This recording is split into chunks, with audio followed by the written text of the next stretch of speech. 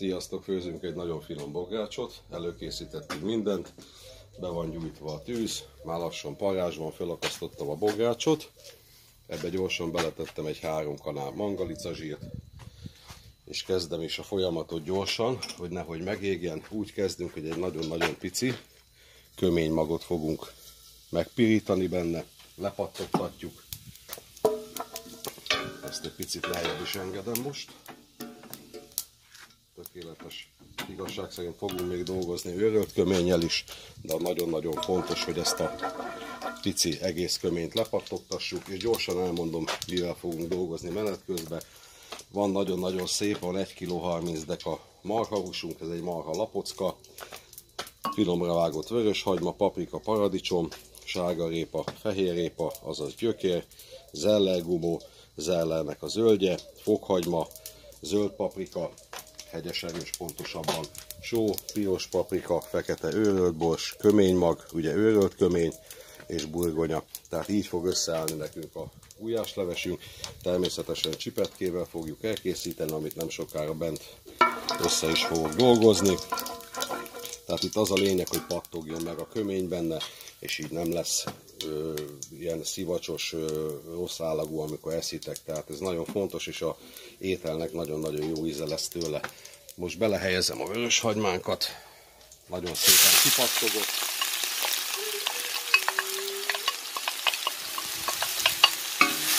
És egy bombázó kis gulyást összehozunk. Természetesen, aki nem kultiválja az egész köményt, azt kirakhatja belőle, és a főzés során hozzáteszi csak az őröltet. Nagyon-nagyon kellemes, jól működik eddig a műszer, leszereltük ugye a többi láncot, ami a tárcsát meg a roslapot tartja pontosabban. Itt az a nagy előnye, hogy lehet tényleg állítani itt a takarékot 1-től 9-ig, ezt persze csak viccből mondom, és mindig egy nagyon-nagyon pici fa hozzáadásával lehet pótolni a hőt, tehát azért jó, hogy ez nem egy nagyon-nagyon nagy tűztér, lehet vele kényelmesen dolgozni. Fantasztikus időt kaptunk itt, vasárnap van. Ugye ígértem is, hogy fel fogom dobni még aznap, hát amikor megfő egy órára rá, én már fel is teszem, hogy lássátok.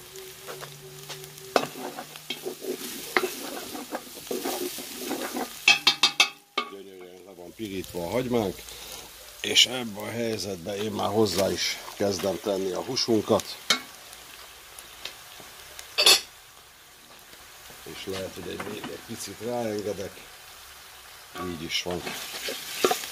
Most végeredményben az a dolgunk, hogy ezzel a hagymás, köményes zsíradékkal gyönyörű szépen lepirítsük a húst, és utána fogjuk folytatni a folyamatot. Ennek ugye nem üvegesre, hanem teljesen szó szerint, tehát ilyen külső kérges állapotra le kell pirulnia, onnan tudunk igazából tovább menni. Én szerintem egy 10 perc múlva jövünk, amikor úgy érzem, hogy ez megtörtént. Ismét itt vagyunk, gyönyörű szépen visszapirítottuk a húsunkat a zsírjára, nézzétek meg, fantasztikus. A bográsnak az oldalán a nemes pörzsanyag, ugye ez természetesen le fog jönni róla, fantasztikus illata van már most. És elkezdjünk szépen befűszerezni, mindig alapfűszerezés, mint elmondtam, tehát nem kell nagyon fűszerezni, inkább a végén rá kell igazítani egy picit só, bors, egy nagyon-nagyon pici őrölt kömény, ezt a vége fele még pótolni fogom.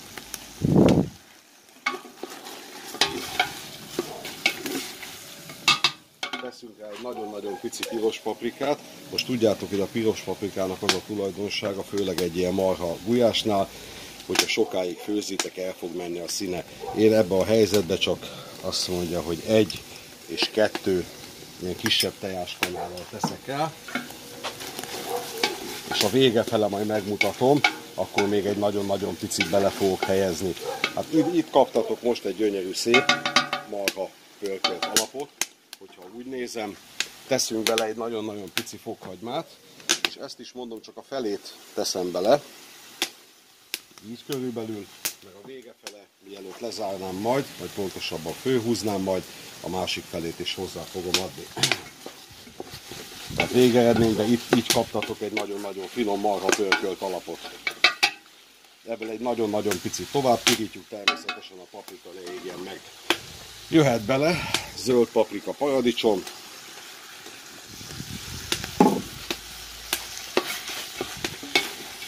Ez már magában így fantasztikusan néz ki. Nagyon-nagyon tökéletes. Egyelőre nem fogom felengedni vízzel, így tovább fogom pirítani, a paradicsomból, a paprikából ki fog jönni annyi víz egyelőre, hogy egy nagyon-nagyon pici levet fog engedni, avval főzöm, és mindig csak annyival pótolom a folyadékot, hogy éppen ellepi a pörköltet. Pontosabban a pörkölt alapunkat, amiből majd a gulyásunk elkészül. Nem tudom, mennyire látszik a felvételen, de már most fantasztikus az állag. Nagyon-nagyon szépen néz ki. Ettől nem kell megijedni, ettől a nemes pörzsanyagtól. Ez a fővés során, tehát miután fölengedtem majd vízzel, ez itt szépen le fog főni. Tényleg nemes pörzsanyag. Ennek ott kell, hogy legyen. Nagyon-nagyon kellemes ízhatást fogunk elérni. Na, lepirítottuk. Most el fogunk menni kb. Egy olyan 10 perc, negyed órára, amikor kiengedi a levét, és utána föltöltjük egy kis vízzel, jövünk vissza. Ismét itt vagyunk, gyönyörű szépen visszapirítottuk a paradicsom paprikával a húsunkat, nézzétek meg. Tehát eltávozott a folyadék. Fantasztikus állag van a bográcsunkban. És most az következik, hogy fölöntjük, amit említettem nektek, csak annyi vízzel, hogy éppen ellepje. És innentől kezdve addig főzzük, míg szinte meg nem puhul, és utána jön majd a zöldségezés. Ez kb. Egy jó 2 óra hossza, addig mindig odafigyelünk, jöjjön rá annyi víz, hogy valóban jól megpuhuljon a húsunk. Menet közben nem kell fűszerezni, a vége fele egy utófűszerezést csinálunk rajta, belemegy a sárgarépa, a fehérrépa, a gyökér, pontosabban az ellergumó is, a burgonya, és a végén egy pici erős paprikával ízesítjük még meg. Na, tehát most már csak akkor fogunk tényleg visszajönni, amikor körülbelül 1,5-2 óra múlva megpuhult a húsunk. Addig szépen odafigyelve főzzük. Jövünk vissza. Jöttünk a konyhába, megcsináljuk a csipetkét. Ugye ez abból áll, egy tojást beleütök egy tányérba, egy 10-15 deka liszt, ugye mekkora a tojás attól függ, hogy mennyi lisztet fog fölvenni. Egy pici só, össze fogjuk dolgozni, és ebből lesz a csipetke. Szépen még a gulyás fő, én ezt a csipetkét szépen ki fogom csipkedni, ahogy a nevében is benne van. Tehát kezdjük is el. Hát körülbelül ennyi lisztet egyelőre beleteszek. És szépen elkezdem összedolgozni a tojással. Ugye addig, hogy ne ragadjon a kezünkre, érdemes egy kanállal, fakanállal összedolgozni, és utána már ki lehet tenni, egy kicsit meggyúrni a deszkán vagy a munkaasztalon. Egy keményebb állagot kell, hogy elérjünk, hogy ki tudjuk csípkedni normálisan belőle, amire szükségünk van. Teszek bele menet közben egy kis sót, tökéletes, és kezd is gyönyörűen összeállni a csipetke.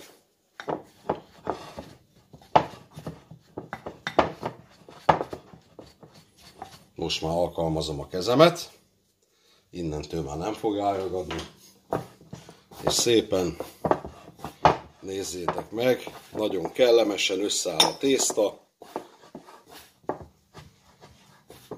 Ha épp valakinek is vizet igényel még, akkor természetesen vissza lehet lágyítani, de ebbe a helyzetben nekünk nem kell. Egy fantasztikus csipetkét gyártunk, és nézzétek meg a színét, gyönyörű szép sárga, tehát a tojásunk is nagyon-nagyon szép volt. Ezt vidékről hoztam, házi tyúk tojta. Na, én ki is veszem az edényünkből, és itt deszkán egy nagyon-nagyon-nagyon picit még elkezdem összedolgozni.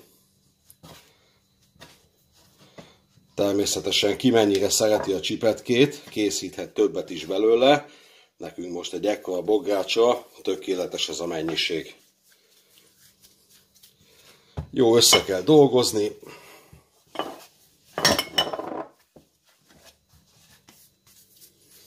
És hozok egy kis tányért visszafele. Egy nagyon-nagyon picit be lehet lisztezni az egész tésztánkat. Egyébként az a legjobb csipetke, csak tegnap már nekem nem volt időm, amit egy nappal előtte megcsináltok. Ugyanilyen szinten, mint ezt, és kicsípkeditek, és száraz hűvös helyre teszitek, és onnantól kezdve lehet belerakni majd a levesbe. Na, tehát megfogjuk itt a tányérunk, és szó szerint, ahogy mutatom, meg ahogy mondom, ilyen nagyon-nagyon-nagyon kicsi kis csipetkéket kicsípkedtek belőle. Míg fő a gulyás, ki fogom vinni a napra, kiterítem egy tálcára, egy konyharuhával, és ott szárítjuk. Ugye még a gulyásunknak van kb. Másfél óra hátra, tehát gyönyörű szépen ez ki fog száradni. Apró kis csipetke, a srácokat, lányokat otthon meg lehet bízni vele, el lehet bohóckodni, de viszont egy jó gulyáslevesnek az elengedhetetlen része. Néha egy kicsit a lisztbe bemáthatjuk a tésztánkat, ha úgy érezzük, hogy ragadna a kezünkhöz, és nézzétek meg, most csak az alapokat mutatom, pici, ici kis csipetkék, nincs rá szükség, hogy nagyobbakat gyártsunk, de természetesen volt olyan ismerősöm, aki igen nagy, majdnem galuska szintű csipetkékkel készíti a gulyáslevest, abba sincs semmi gond, tehát kinek milyen az ízlése, STB, olyat gyártson le. Na, nem fárasztalak ebben benneteket a csipetke készítéssel, de nézzétek meg, most ezt itt kiborítom a deszkára, tehát ez így néz ki, én ezt ki fogom vinni egy konyharuhával egy tálcára, a tűző napra, ez még fő a gulyásunk gyönyörű szépen meg fog egy kicsit száradni, de természetesen mondtam, egy nappal előtte, ha elkészítitek, az a legpompásabb csipetke, és innentől kezdve, majd amikor megkívánja a levest, tesszük bele. Jövünk vissza, amikor elkészültem az összessel. Itt vagyunk, kellőképpen megpuhult a húsunk, és ebbe a helyzetbe én hozzáteszem a maradék kis fokhagymánkat, ami maradt a pohárba, és elkezdjük bezöldségezni a levest. Sárgarépa, fehérrépa, azaz gyökér, és az ellet beleöntjük.